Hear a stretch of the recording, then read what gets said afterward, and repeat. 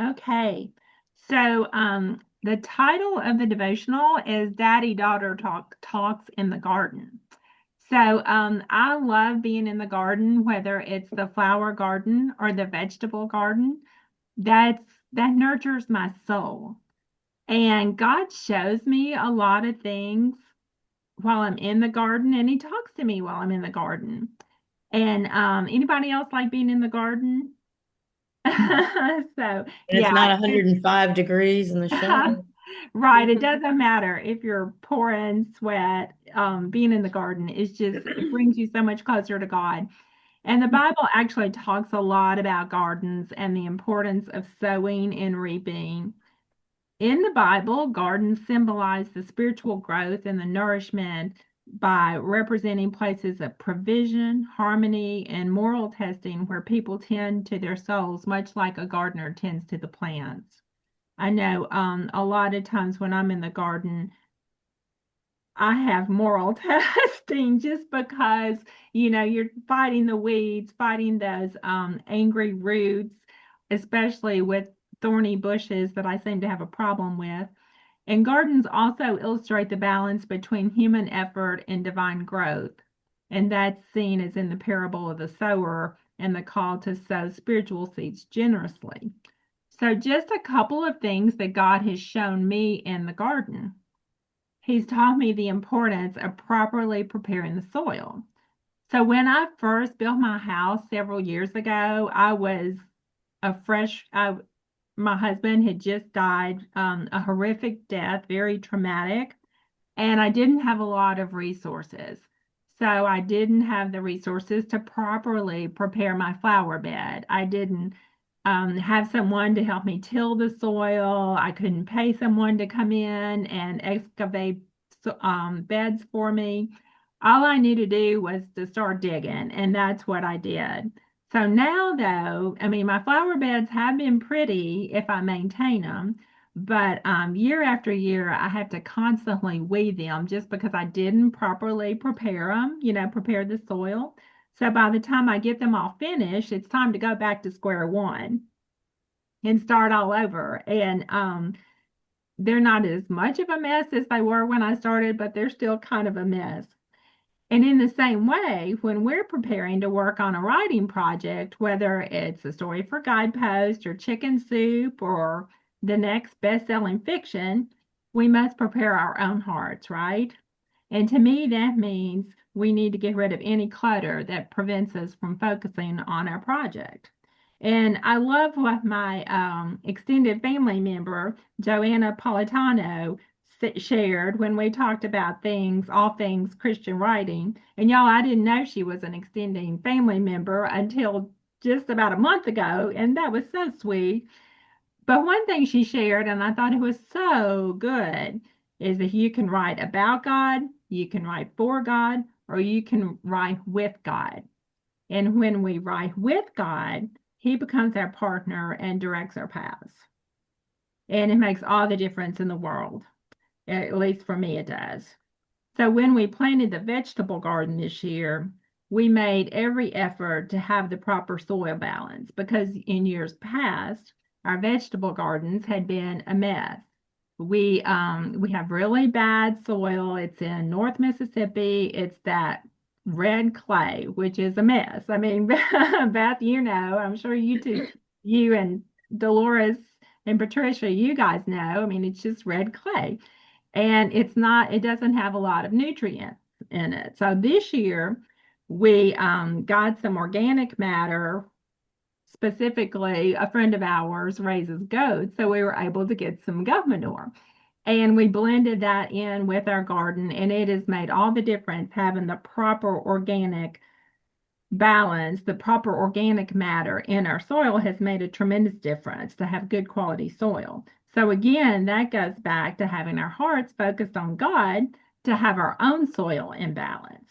And we can do this by being in the Word, in fellowship with God through prayer, and in relationship with other believers to help nurture our journey, just like we're doing today to encourage and spur each other on. But also, like in the flower bed, where we need to get rid of root issues as writers, we must weed out root issues like showing and not telling, information dumping, using passive verbs versus strong action verbs. Those are just a few of the root issues that we need to get out before we start writing and to hone our skills. Um, so the importance of consistently weeding is another thing that he has shown me. And it's not just the importance of consistently weeding in the garden, it's also consistently weeding out the distractions in our lives that keep us from being the person he has called us to be. Now, the way it's been raining in North Mississippi this year, we've had a lot of rain. A lot of weeds have grown. A day doesn't pass by without new weeds coming up in places I didn't even know weeds could come up. Not just in one place, but all over. So, as if the grass and the weeds and the flower beds and vegetable garden weren't bad enough, if the bed goes untended, I have had all kinds of thorny bushes come up out of nowhere, y'all. And those thorny bushes have had some delicious berries on them, but those tear my skin. Again, God's teaching me that I have to stay vigilant in weeding so the grass and thorny bushes don't creep in. The fruit may taste really good, but is it what I need? Now, pertaining to writing, if I miss a day, I let weeds grow in my mind and my heart, and I get off track. I have to spend twice as much time getting back to where I was in my writing if I miss a day, and sometimes those days creep into weeks, and it really takes really more time to get back on track than whereas if I had just stayed focused, even if I don't have a lot of time that day, if I just spent a little time picking up where I'd left off the day before, then it's a lot easier to continue your thought process on where you were. Sometimes I even have to go back and read chapters to catch up. So those thorny fruit bushes may taste good, but they forced me to fight battles I didn't really want to take on, like making up for all that lost time, going back and trying to play catch up. So they may taste good, look good, but oftentimes they throw us into situations where one thing leads to another, and pretty soon we haven't written in days. So another thing about getting rid of all those weedy roots, thorny bushes, and the things that don't belong in the garden, the beautiful flowers and the shrubs that I want to grow, they have a lot more room to flourish. Almost immediately after weeding, they stand out and they look healthier, almost instantly. In the same way, when we say no to things that may not be bad things, but maybe they're not our best yes, as Lisa Turkhurst says in a book she wrote years ago about saying your best yes, then that frees us up to give the projects and the people God wants us pouring into our best and not what's left over. And then about watering, one thing of course, we all know it's important to water our garden, but it's also important to water ourselves, isn't it? We have to pour into our own lives so we can be the writers God has called us to be. Because if we don't, then we're not going to be able to, we may be able to kind of not fake it till we make it, but we might be running on empty and not be at our best so we can really be productive and to produce the work that God wants us to produce. And also, one thing he showed me recently, and this is what I love. This was my favorite, that he has shown me to be open to unexpected blessings. So one day I had looked all through the garden, no fruit, no squash, no new cucumbers that I could see. The tomatoes weren't ripe. I was so heartbroken. The cantaloupe weren't ready yet. Everything looked good, but I didn't have any fruit. And it's exciting to me to go out in the garden and to pick something every day, to pick vegetables every day. So this particular day, I didn't see anything. So I was walking around the perimeter of the garden, which is fenced in, and guess what? Y'all, there was this huge English cucumber. I mean, it was huge. The most beautiful English cucumber you've ever seen. And I loved it because I felt like God was saying, look, there's you didn't expect that, did you? And of course I didn't, because it was on the outside of the fence. And in the same way, when we least expect it, God gives us unexpected blessings in places we may not think about looking. And I know when I'm writing, when I'm open to God working, a lot of times, and I've heard some of you guys share this, that a lot of times unexpected things will happen in our story, like your characters will take on a new, go in a new direction that you hadn't planned on. And that actually happened to me the other day because I went to the Lord and I asked Him because I was feeling like things were getting a little heavy in my book that I'm working on. And He showed me another option that has a better outcome. So by seeking His guidance when I needed it, He redirected my path and gave me that unexpected surprise. So, kind of bringing all this together, the biblical meaning of the garden encompasses far more than a mere physical space. It symbolizes the growth, nurturing, and the intimate relationship between God and humanity. So, from the paradise of Eden to the garden of our hearts, the concept of the garden invites us to consider how we cultivate our spiritual lives and our relationship with God. So, as we reflect on the gardens in our own lives, may we remember the importance of nurturing our faith, allowing God to tend our souls, and ultimately flourishing in His grace. And one of the scriptures I'll close with is from Galatians 6:7-9. You reap what you sow. Do not be deceived. God cannot be mocked. A man reaps what he sows. Whoever sows to please their flesh, from the flesh will reap destruction. Whoever sows to please the Spirit, from the Spirit will reap eternal life.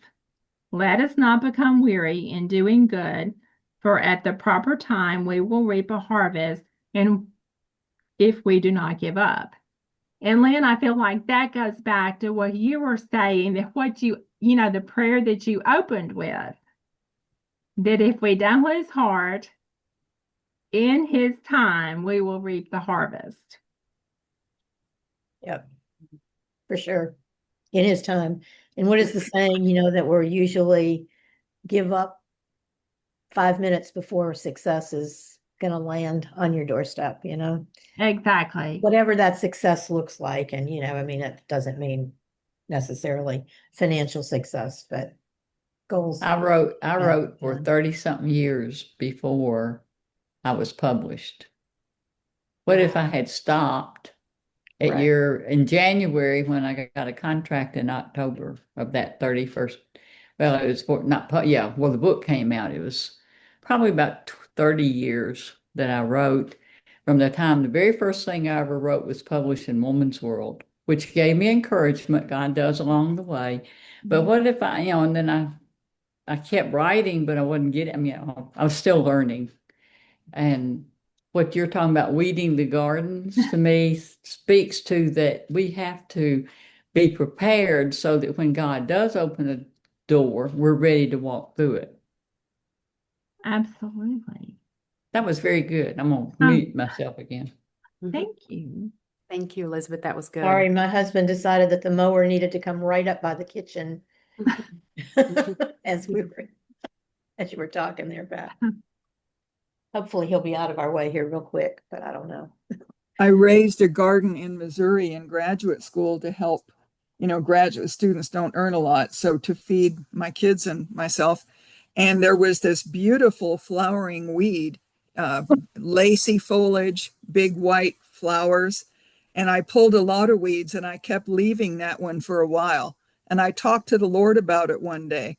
And I said, do I really need to pull that weed? And I was impressed that he said, well, it is beautiful. I see your point there. He said, the only problem with it is it's not producing food. Mm, And so it came out, roots and all. Yeah. wow. Thank, That's a good thank, lesson. thank you, Elizabeth, for sharing that.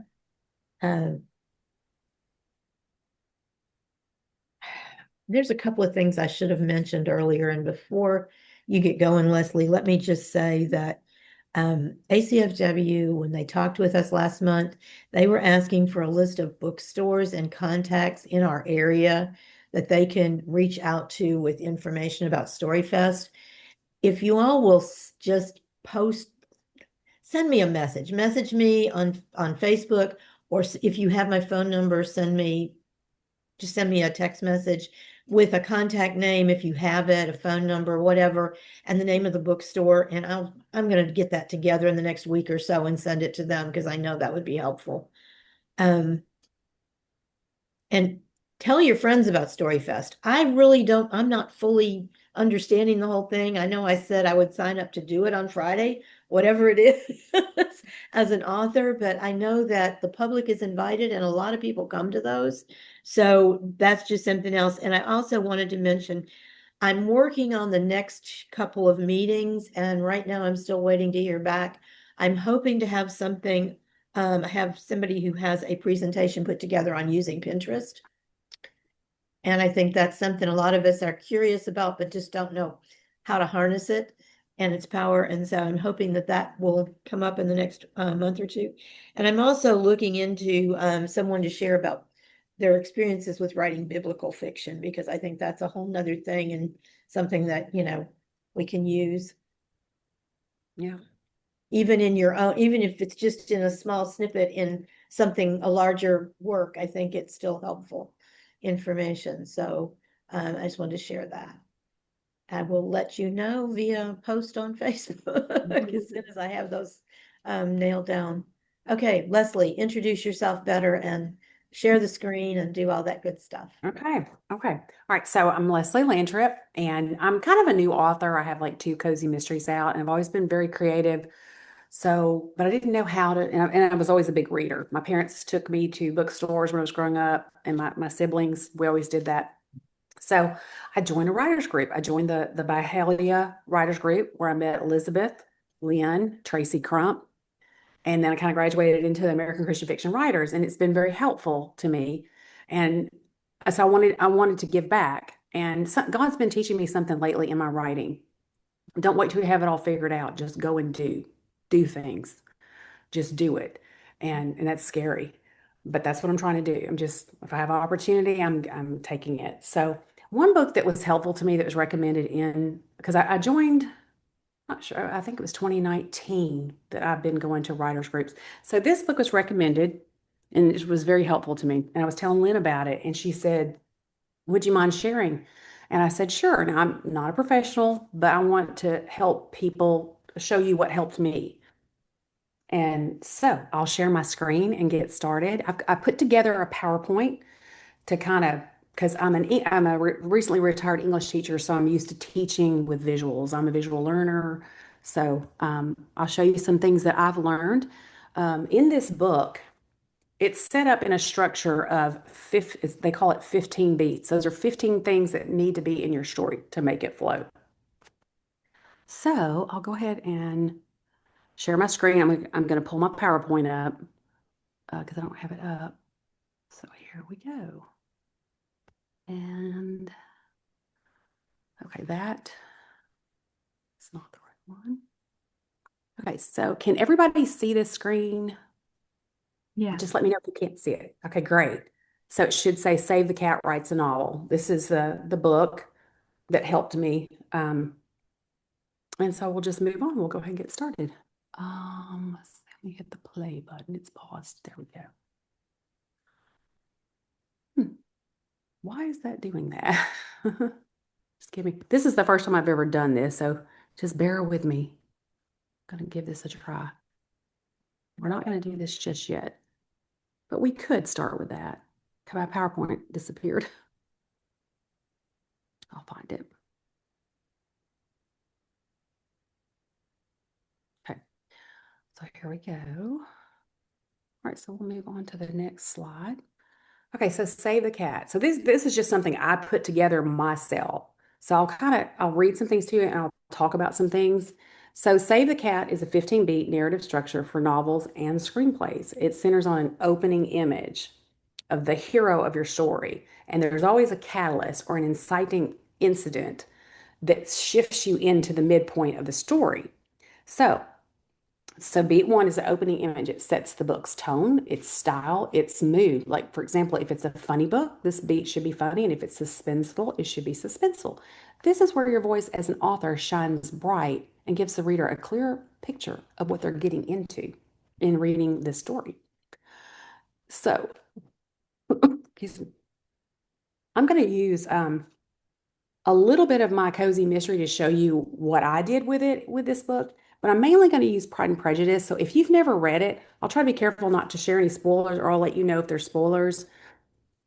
But okay, so Jane Austen did a great job with opening image, because when the very first page, you just dive right into a conversation between Elizabeth Bennet, that's the hero of the story, her parents talking. They're having like a kind of like an argument, but like not really a bad argument, but just they're talking about something. So we're immediately thrown into a discussion between Mr. and Mrs. Bennet about whether or not Mr. Bennet will introduce himself to the handsome, eligible bachelor who has just moved into the neighborhood.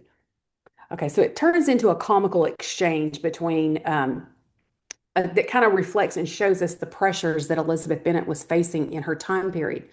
Jane Austen often wrote, or most of her stories centered around the fact it really bothered her that a female would not inherit anything from her father. If her father were to pass away before she married, the estate would go to either a son or to the closest living male relative.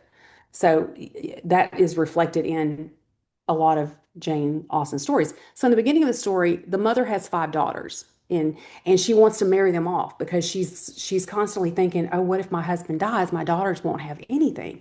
And so a new eligible bachelor has moved to town, Mr. Bingley, the handsome young Mr. Bingley, who's very wealthy. He makes £5,000 a year.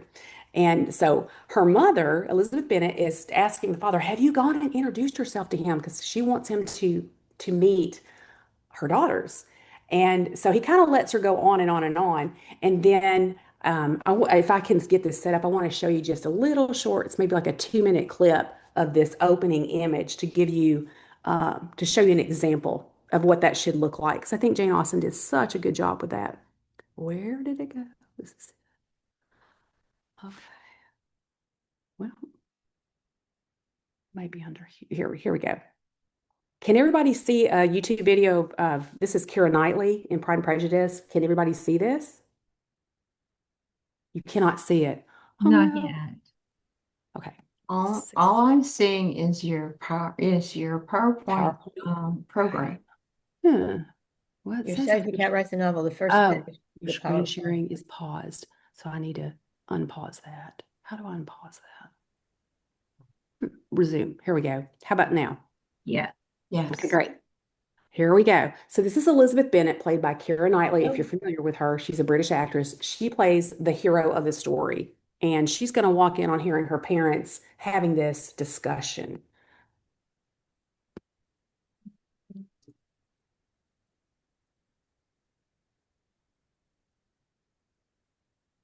Mr. Bennet, have you heard? Netherfield Park is let at last. Do you not want to know who has taken it? But as you wish to tell me, my dear, I doubt I have any choice.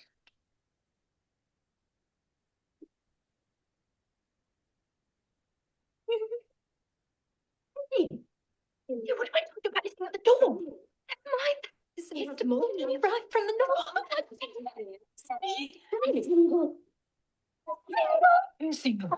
Bingley, apparently. How can that possibly affect them? Oh, Mr. Bennet, how can you be so tiresome? You know, he must marry one of them. That is his design in settling her. Visit him at once. Good heavens. People. Oh, You may not visit if you do not, as you well know, Mr. Bennet. Listen, Papa, at once. There's no need. I already have. Have? Oh, Mr. Bennet, how can you tease me so? Have you no compassion for my poor nerves? You mistake me, my dear. I have the highest respect for them. They've been my constant companions these 20 years. Ah, is he amiable? Who? Is he handsome? Who? He's sure to be handsome.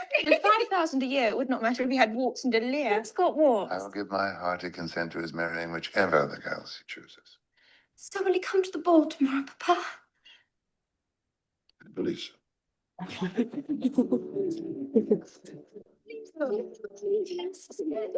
green slippers. They were mine. Well, then I'll do the mending for a week. Okay, I'll go ahead and stop there. So they're all excited now because they have an opportunity here. They may be saved because they have this opportunity. Can you guys see the PowerPoint now? Okay, good.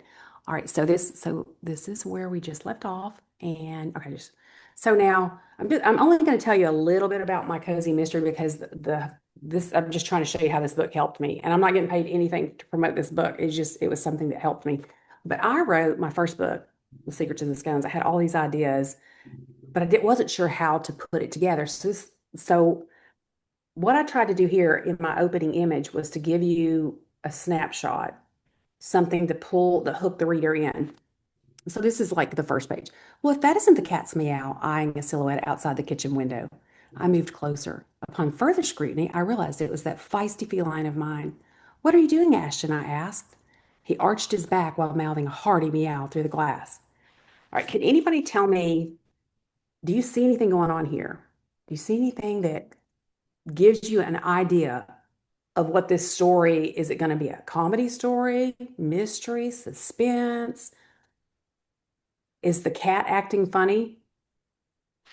Is what this is. It's a snapshot of the main character, Ruby Star. She works in her aunt's bakery and she looks outside and she sees her cat and he's acting funny. And she's like, what are you doing, Ashton? And so he arches his back and he's looking at her through the window and he meows very loudly. This is supposed to let the reader know something must be up here. So hopefully they'll read on. Okay, so then we move on to beat 2. This is where the theme, the heroes stated where the hero's need or life lesson somehow relates to what the hero needs to learn by the end of the story. So that's very important. So my main character, here she is thinking on page 9. My thoughts drifted back to the phone call I'd received yesterday. My dream of acting and singing at the Iris Cove Theater seemed to be drifting further and further away from me. It had been a miracle to get the audition for the part in the first place. Here I am nearing my 23rd birthday and another rejection. How many years am I going to be spent chasing this dream? So she's gone to the theater, she's auditioned, and she's got another rejection. And she's just so old, she's about to turn 23. She's nearing her 23rd birthday. So she's just like, oh, how many years am I going to do this? I'm totally joking when I say that. This just gives you a little in her thoughts, what she's after. What is her goal in the story? She works in her aunt's bakery, but she wants to sing and act in the theater. And she's been going through rejections. She's had one right after another, apparently. So in beat 3, this is your hero's life, their status quo, their world before everything changes. Where does it go? It usually takes up the first 10%, but it could be different because beats 3 and 4 can take up the first 10% of the story. It just depends. So what I did here for beat 3 was to show you the main character, her daily life working in the bakery. Here in this snippet here, she's just she's filling up the coffee machine. She turns around, there's somebody waiting to order a coffee. But this lady that's waiting is acting very mysterious. So, but I won't spend a lot of time on that. So that's to give you the mystery, also to show you what the main character does for a living. Also on page 19, I just show you she has a book club. They're talking about things. As you know, our book for this past month has been Pride and Prejudice. Would anybody like to comment on their favorite character? And they do some talking about that. So we see her world in this bakery. She's got this book club that meets in the bakery. Then we come to beat 4, where there's the catalyst, or also known as the inciting incident, What does it do? It disrupts the status quo world with a life-changing event. Okay, so this is like everything changes completely. This is still in the first 10% of the story. So this is the end. This is where the inciting incident occurs in my cozy mystery. This is the main character. She's closing down the bakery, and she hears something outside in the back of the bakery, and it's nighttime. A moment later, I felt Ashton, that's her cat, at my ankles. I reached down to pet his furry head, and he purred. Suddenly, he trotted in the direction of the trash bin. Following him into the darkness, an owl hooted from its perch, startling me. Slade, if this is a joke, it's not funny. I grumbled as I ventured closer, and then I saw it, a body beside the large trash bin. Seeing the familiar black jacket, I screamed. Okay, so she finds a dead body outside the bakery. Okay, so then we move on to beat 5. What does it do? We've had our inciting incident or catalyst. So it shows how resistant your hero, it can show how resistant your hero is to change, because this is a part of the story where your character is going to enter a totally different world than what they've been used to. It prepares your hero for the break into Act 2. The main character, Ruby, is puzzled when clues point to her best friend, Sophie, so she debates whether she should get involved. Okay, so this is beat 5. So in Pride and Prejudice, the main character, Elizabeth, we find that she requires intellectual respect.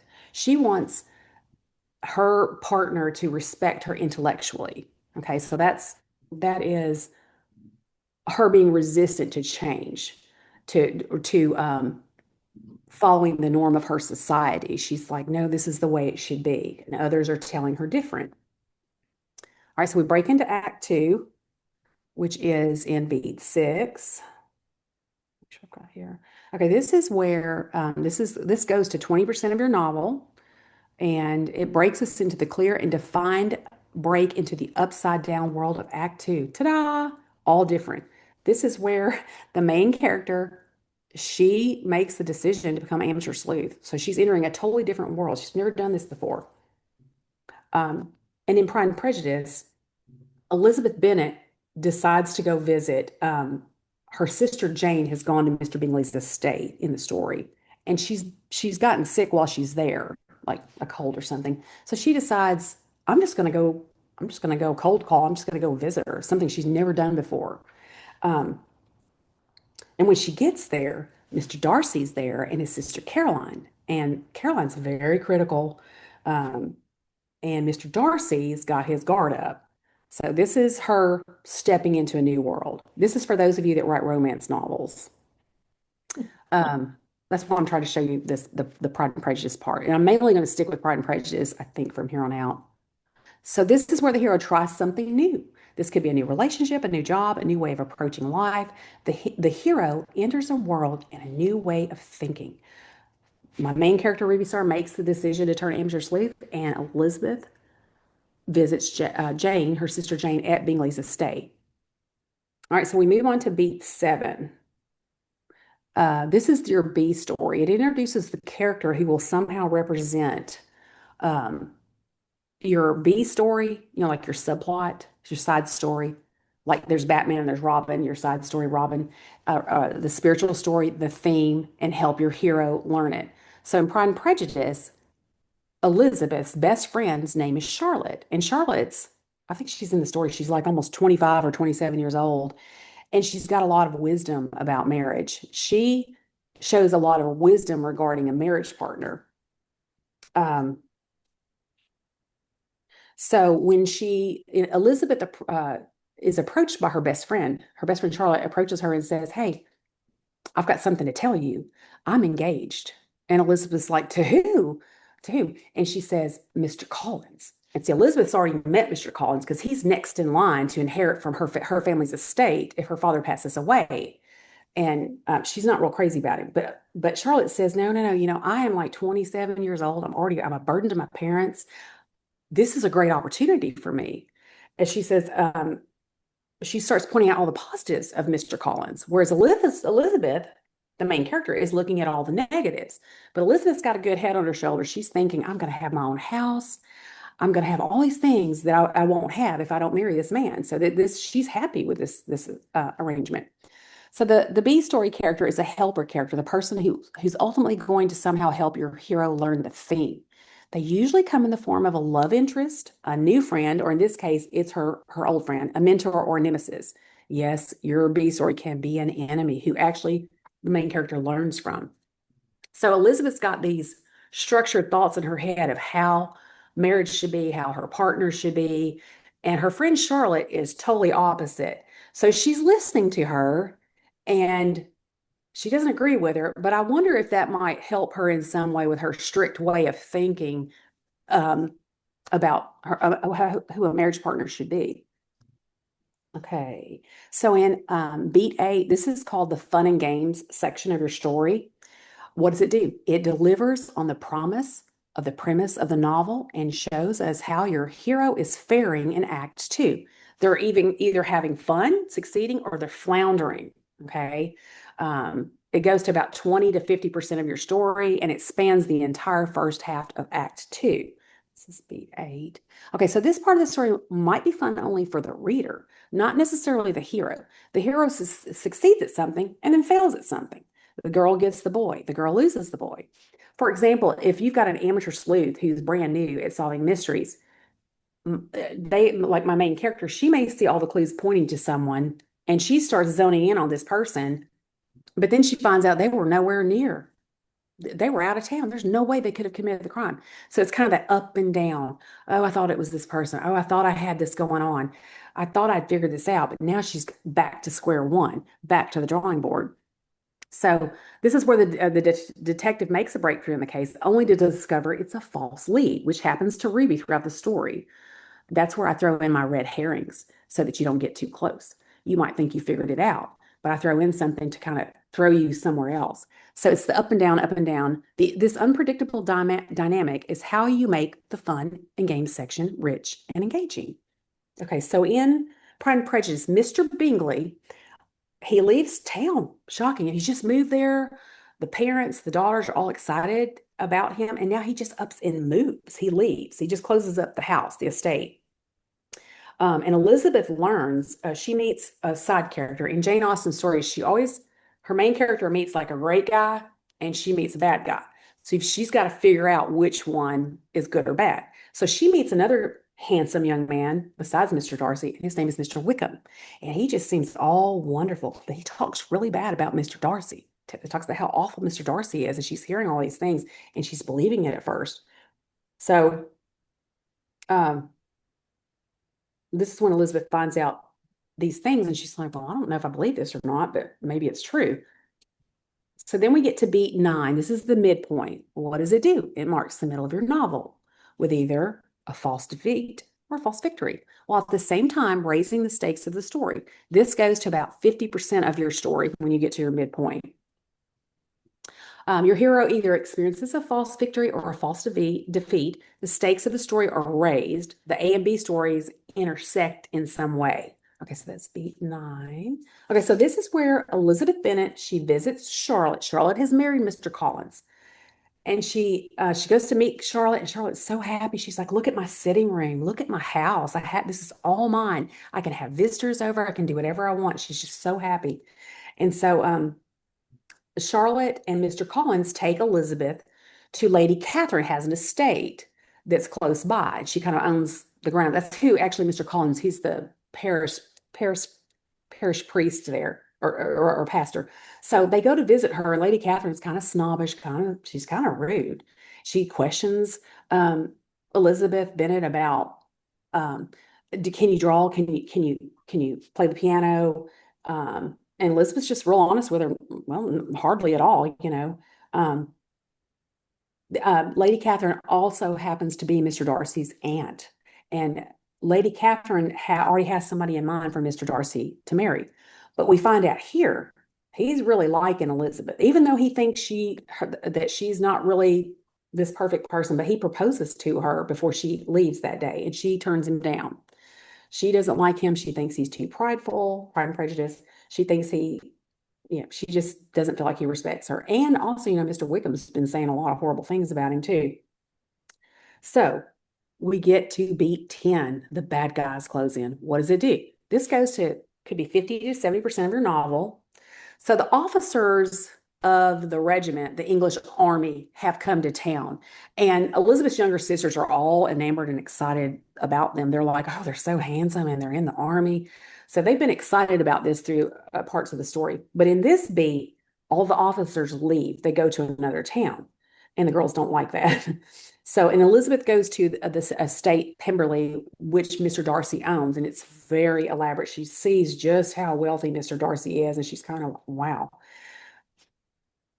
Then, okay, so Act 2 is more than 50% of your story. By the time you finish the midpoint and read The Bad Guys Close In, you think you finished, but then you see how much ground you must cover before the all is lost beat. And this will make you feel like all is lost. Like in the fun and games section, The Bad Guys Close In. It's a multi-scene beat, and it spans a fairly large chunk of the pages. If your midpoint was a false victory, then yes, your bad guys close in is going to be a steady downward path to the all is lost, meaning things are getting worse for your hero. So this is kind of like in your cozy mystery if you write mysteries, when your character thinks I finally figured it out. I know who did it. I know I've had all these ups and downs, but this is who did it. And she puts everything she's got into it. But then she finds out that because of that maybe she's wrong again. So, okay, so beat 11 is that all is lost. What does it do? Well, let's talk about that. Elizabeth's younger sister, Lydia, who is older, in her mind, she's older than she actually is. She runs off with this Mr. Wickham. She apparently meets him behind the scenes. We don't know about this in the story. We just find out that her younger sister, Lydia, has run off with Mr. Wickham, the bad guy. So Elizabeth's feeling like all is lost. Mr. Darcy didn't work out. She's like not thinking very well about it. And her sisters run off with this man. And back during the 1800s, that is not, you can't recover your reputation from that. So this is the all is lost moment of the old world character way of thinking finally dies. So a new world character, a way of thinking can be born. This is the dark night of the soul. This is where Elizabeth tells Mr. Darcy about her sister and who she's run off with, and she's worried about her reputation of her sister. And Mr. Darcy's kind of a fixer. He really likes Elizabeth, which she doesn't know yet. And so this turns into another debate. After hitting rock bottom, what does your hero do? They react. They think about everything that's happened. They ponder, they contemplate, and they wallow. And the main character sits or walks around feeling hopeless and sorry for themselves. So, but Elizabeth here is worried again. She's worried about her sister's reputation being ruined. So then we move on to beat 13. This is the aha moment. The hero realizes what they must do to fix problems created in Act 2, but more important, fix themselves. The arc is nearly complete. We find out who the hero is in Act 1, what the hero learned in Act 2, and who they will become in Act 3. So we break into Act 3. What does it do? It brings the hero into the synthesis of the world of Act 3, where they finally fix things the right way. This goes to about 80% of your story. Voila, the answer, the solution, the fix. The break into 3 is literally a breakthrough. This is where the hero figures out how to fix things. This is where, in Pride and Prejudice, Elizabeth Bennet believes Mr. Darcy about Mr. Wickham. He tells her the truth about Mr. Wickham. And she finally believes him. But she says the only solution to save my sister, she's got to marry this man because they have run off together. So she's really concerned about that. So the finale, this is it towards the very end of your story. What does it do? It resolves all of the problems created in Act 2 and proves that your hero has learned the theme and has been transformed. It goes to 80, could be 90% of your story. This is where we observe the amateur sleuth uncover what happened and who the culprit is in beat 14. And if you're writing a love story, this is where Elizabeth Bennet learns that Mr. Darcy paid off Mr. Wickham to marry her sister. He went behind the scenes and did that. And then Mr. Darcy proposes a second time. And here Elizabeth accepts because he's proven to her that he really cares about her and her family. That's really what she needed. That's what she wanted to know. So in beat 15, this is the final image. This is the very end. What does it do? It provides an after snapshot of your hero and your hero's life to show how much they've changed. This goes from 99% to 100% of your story. And here, what I did in my cozy mystery, I wanted to show how the world in my quaint little cozy town that I made up, all is well again. And this is the main character. All felt right with the world at this moment. I stepped outside the bakery and breathed in the fresh air. A gleeful hummingbird buzzed around me, causing me to giggle with delight. Happiness is on the horizon. I can feel it in the air. It stayed longer than usual this year. I watched as the musing bird flew away in search of warmer weather. I'll see you next spring. So this is Ruby back working at the bakery. All is well again. And in Pride and Prejudice, all is well. Elizabeth and Mr. Darcy marry. And if you ever watch the movie, it's really beautiful ending of when they marry and how happy she is. So that's what I have here for you, and I hope it was helpful. Does anybody have any questions? Stop sharing that page. There we go. There we go. I'll get back. Um, For that, Leslie. I know I scribbled down a few things because my Okay. story it kind of everything falls apart right in the very beginning, which is important in the story. But then going back in here and, putting in a couple of those points, I said, okay, I'm here now, so this needs to happen. So that's good. I think it's just great little pointers and reviews. yes, thank And you. I was sitting here thinking that when I post the recording on our Facebook page, that I can also add a copy of those PowerPoint slides, if you don't mind.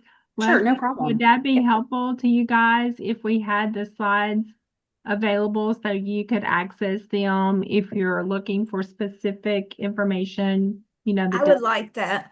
Okay, perfect. Great. It's just it was something that helped me. And I know we all need different things, but I just wanted to share something that worked for me. I'm always interested in other people's plotting techniques. What do you do? Do you like write it on a whiteboard or how do you keep up with what's happening? I like that idea of being a teacher, but what works for me is something else I found through this writers group is the scrivenings. It's a plot. It's how you outline. And there is a learning curve. And I think I learned about it through Patricia Bradley. I think she presented on it one She day. loves it. And it worked for me. And I know some people do use something called Plotter, and I have never used that one. I think Jessica Patch uses that one, but the scrivenings worked for me. It's Scrivener. I'm sorry, Scrivener. thank you, Dolores. Yeah. Yes, because I start out with like my title. I start out with like chapter one, and then I can click on it, add 4 scenes for chapter one. So that's how I do it. And then I go to chapter two. What do I want to point out in chapter two?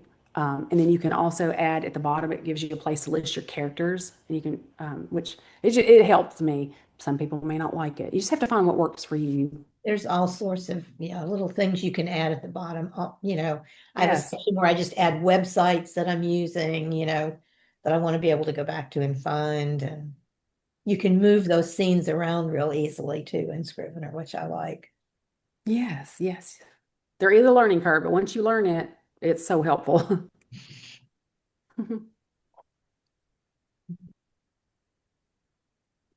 All right.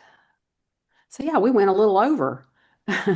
No, Or have we? it's just no, we've I'm so sorry. The time's different here. It's an hour. It's an yeah, hour. I was gonna say it's only Sorry. 11:10. We kind of did Good. it quickly today. I wasn't rattling on. No, you did great. Oh, Thank thank you, you. Beth. Yeah, thank you for that. And see if Yeah, there it's was 12:08 here in Miami. yeah, it's a little bit later there. Yeah. I think that we've pretty much covered everything. Can anybody think of anything else we need to mention?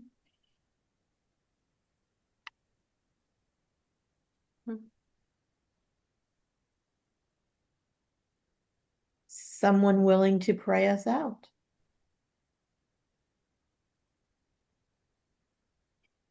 I'll pray us out.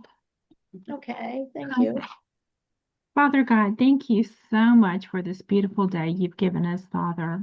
This is the day you have made, and we are rejoicing and we're glad in it. And Lord, thank you for this time we've gotten to spend together, encouraging each other, spurring each other on, Lord.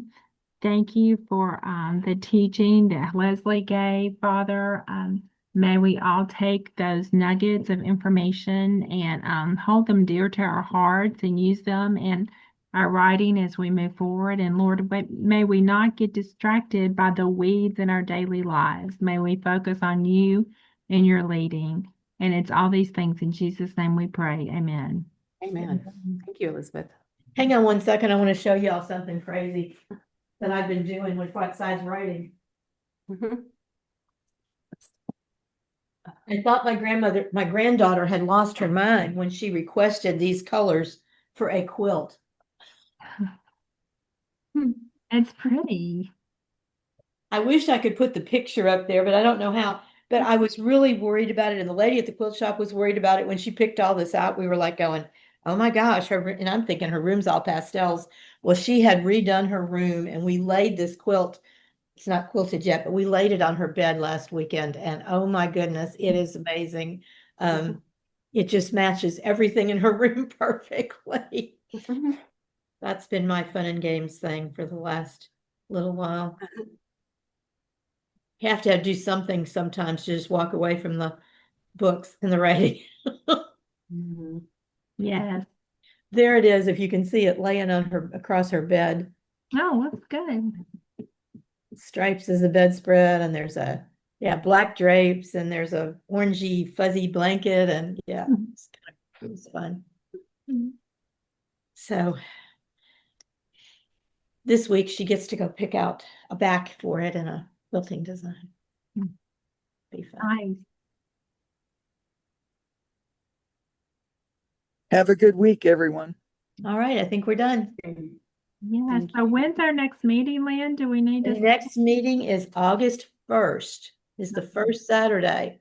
And so it will be the first. And I'm sorry we've had to postpone these till the second Saturday because I know a couple of our people are involved in some other groups that meet on the second Saturday and it becomes an issue.